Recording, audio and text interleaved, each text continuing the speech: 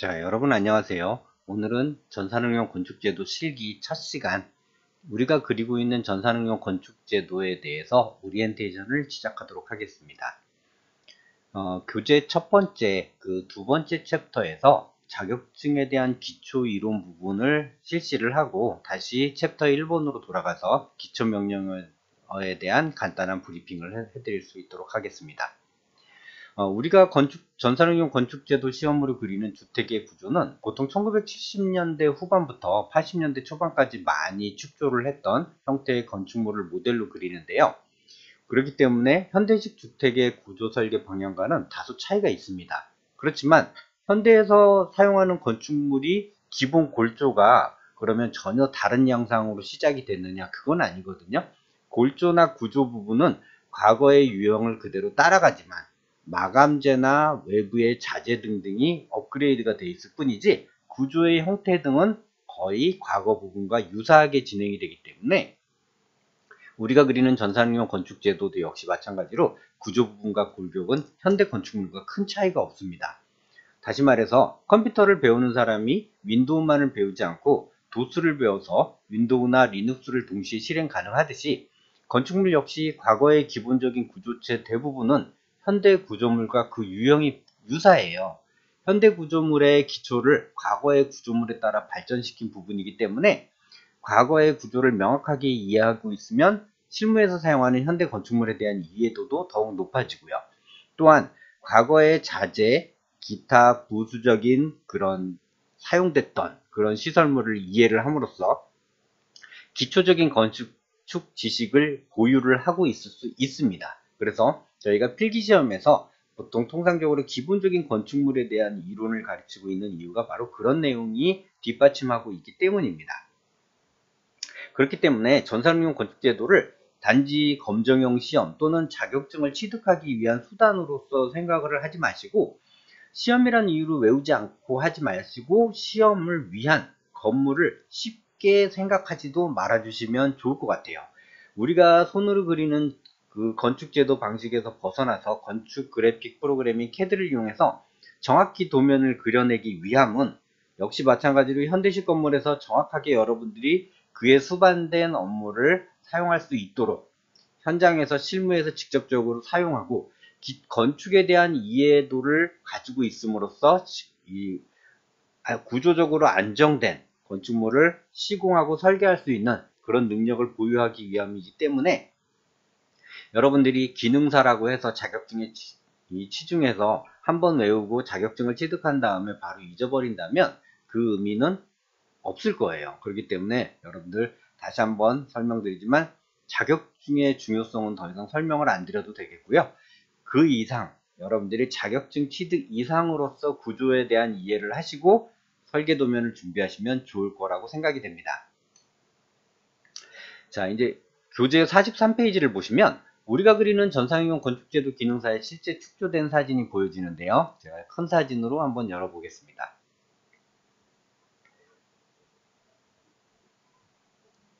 자, 큰 사진으로 봤을 때 저희가 그리는 전산응용 건축제도의 모양과 거의 흡사한 건축물이죠. 실제 건축물로 됐고요. 축조되어 있고요.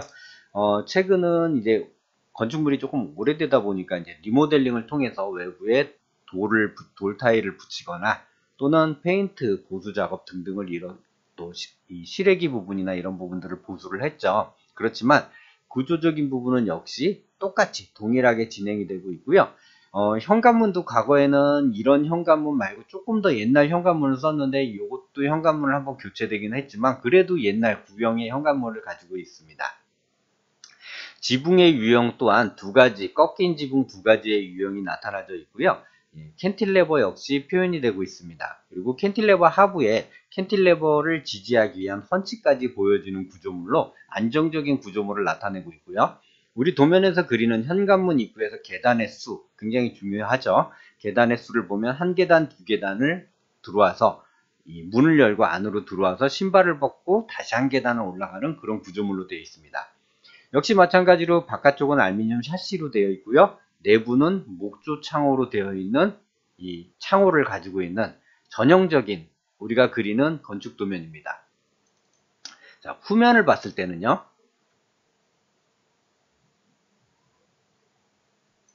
건축물의 후면 같은 경우에 역시 마찬가지로 적벽돌 마감 쌓기가 그대로 시공이 되고 있죠. 그리고 역시 마찬가지로 내부에 여기 조금 보이긴 하는데 목재 창호가 보이고요.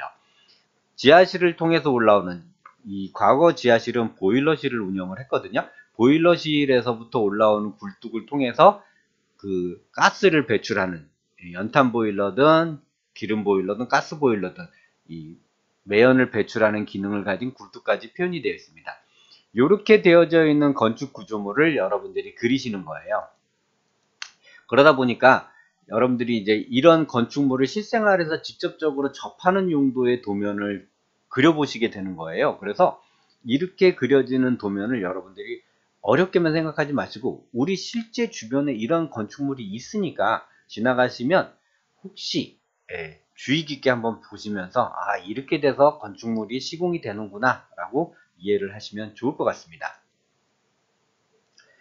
검정형 문제 출제 기준인데요. 이건 자료 출처는 큐넷을 기준하고 있습니다. 배치 유형 점수는 채점 기준에 의해서 움직이고 있고요.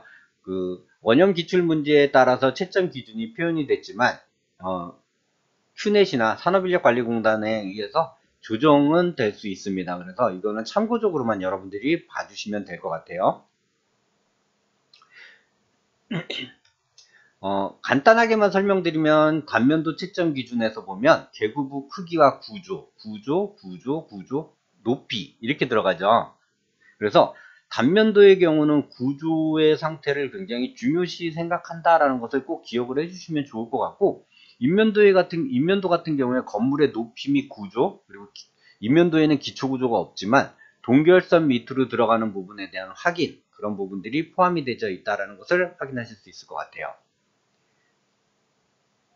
자, 우리가 이제 시험 전에 잊지 말고 하셔야 될 내용들이 나오는데요. 일단 레이어 설정을 하셔야 되고 리미트 설정을 하셔야 돼요. 네, 레이어 설정과 리미트 설정은 다음번 이 CAD 도면을 이용해서 설명드릴 때 말씀을 드릴 것이고요. 이 설정 방법을 먼저 설정을 하고 그리고 나서 전역 축척 비율, 선 종류의 축척 비율까지 바꾸시면 저희가 시험 준비가 완료가 되어 있다라고 보실 수 있겠습니다. 자, 시험 시 주의사항 같은 경우인데요. 명기되지 않은 조건은 건축법, 건축제도의 원칙에 따르셔야 됩니다. 건축물은 명기되지 않은 부분이 많아요. 생각보다. 아까 말씀드렸다시피 우리 아까 보셨던 사진에서 잠깐 사진 한번 더 열어볼게요. 아까 보셨던 사진에서 도면상으로 평면도상으로는 계단의 수가 안 나와요. 계단의 높이가 안 나오고요. 계단의 개수만 나와 있습니다. 그러면 이 높이 같은 경우에는 과연 얼마일까라고 나타내질 수 있는데요. 이 도면의 계단은 우리가 KS 건축 통칙에 의하면 150에서부터 200mm를 기준하고 있어요. 그래서 한 계단의 높이를 150으로 통상적으로 설치를 한다라는 것을 감안을 해서 도면을 작도를 한다라는 것이죠. 자, 그렇게 봤을 때는 역시 마찬가지로 명기되지 않은 조건에 의해서 KS 통칙에 대해서 도면을 작도를 한다라는 것을 알 수가 있겠고요. 이제 그 실기 유형을 제가 유튜브로 계속 분석을 해드리면서 동영상 촬영을 해드릴 건데 그때 보시면 제가 이 원칙과 그러니까 KS 통칙과 함께 도면을 우리가 예측해서 그리는 부분들을 말씀을 드릴 거예요. 그런 것들을 유심히 봐두셨다가 진행을 하시면 될 것 같습니다. 자, 시험 시작 전에 바탕화면에 본인의 비번호로 폴더를 생성하는데요. 감독관님이 어떻게 하시는지 다 안내를 해드릴 거예요. 그래서 감독관님이 지시하는 곳에서 하시면 되는데 폴더 안에 작업 내용을 반드시 저장하셔야 되는데요. 이 저장은 수시로 하셔야 돼요. CAD가 프로그램이다 보니까 다운이 잘 되는 경우가 종종 발생을 하는데요. 저장이 안 된 부분에 대해서는 수험생 본인이 책임을 지기 때문에 여러분들은 반드시 저장하는 습관을 들일 필요가 분명히 있습니다. 자, 정전 및 기계 고장 등에 의한 자료 저장의 손실도 여러분들이 책임을 지기 때문에 역시 마찬가지로 민원 제기를 하실 수 없어요. 그래서 꼭 주의를 하셔야 될 것 같고요. 노트 및 서적, 디스켓을 소지하거나 주고받는 행위나 건물의 구조 부분의 상세 글씨 등을 사전에 블록으로 설정을 하거나 설정을 해서 지참을 하는 경우에는 부정행위로 처리가 되는데 여기서 여러분들이 중요한 내용이 뭐냐면 CAD 안에 들어있는 블럭이 있어요. 처음에 CAD를 구매를 하게 되면 CAD 내부에서 자체적으로 가지고 있는 블럭이 있습니다. 그 블럭을 인서트 명령을 이용해서 가지고 오거나 또는 디자인 센터의 명령을 이용해서 가지고 왔을 경우에 그건 역시 부정행입니다. 전산응용 건축제도 기능사 시험에서는요, 전부 본인이 그리시는 것이 원칙이에요. 그렇기 때문에 블럭이나 아니면 내부 저장되어 있는 메모리를 불러들인다라는 개념 자체가 부정행이기 때문에 절대 사용하시면 안 된다라는 것을 다시 한번 말씀드리도록 하겠습니다. 자, 작업이 끝나면 감독위원회의 확인을 받은 후에 본부 요원 2폐하에 본인이 직접 A3 용지에 흑백으로 도면을 출력하는데요. 이때 컬러로 출력하는 분들이 간혹 계세요. 컬러로 출력을 했을 경우에 이제 그 탄력적으로 운영하는 경우도 있지만 원칙적으로는 컬러로 출력했을 경우에는 탈락이십니다. 그렇기 때문에 여러분들이 반드시 흑백 출력이 됐는지를 검토를 한 번 더 하시고 출력을 하시는 것이 좋고요. 최근에는 본인 PC에서 PDF로 저장을 해서 그 PDF로 저장되어 있는 화면을 가지고 파일 USB에 저장해서 이 출력 PC에 가셔서 출력하는 경우도 있어요. 그렇기 때문에 PDF로도 저장을 해 놓으시는 것도 좋은 방안 중에 하나라고 얘기하실 수 있겠습니다. 자, 그것은 다음번 출력 시간에 다시 한번 안내를 드리도록 할게요. 자, 다음과 같은 경우에 오장 및 미완성으로 채점 대상에서 제외가 되는데요. 주어진 조건을 지키지 않고 작도를 한 경우나 요구한 전 도면을 작도를 하지 않거나 건축 제도 통칙을 준수하지 않거나 건축 CAD의 기능이 없는 상태에서 완성된 도면, 즉 미리미리를 준수하지 않고 그냥 마치 손으로 그리듯이 모양과 형태만 나타나고 그림을 그리거나 또는 다른 CAD, CAD 파워나 ORCAD 등을 사용했을 때 채점 대상에서 제외되기 때문에 정확한 기준을 준수해 주셔야 될 것 같고요.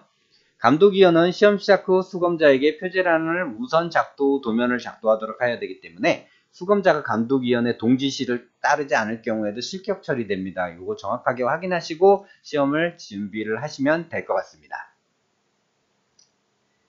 자, 그래서 이번 시간은 오리엔테이션의 개념이기 때문에 우리가 그리고 있는 전산응용 건축제도의 3D 화면을 잠깐 볼게요.